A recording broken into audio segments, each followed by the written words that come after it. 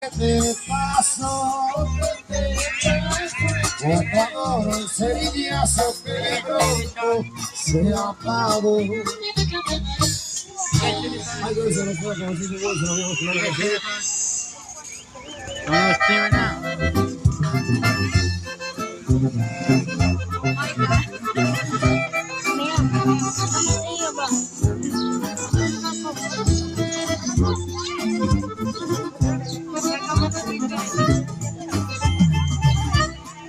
Y el que quiere puede, y el que no critica.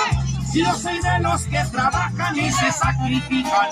Ladran porque pueden, porque tienen boca.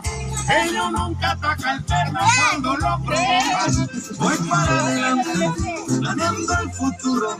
Por lo tanto de las malas no me apuro. Disfruto las cosas, vivo a mi manera.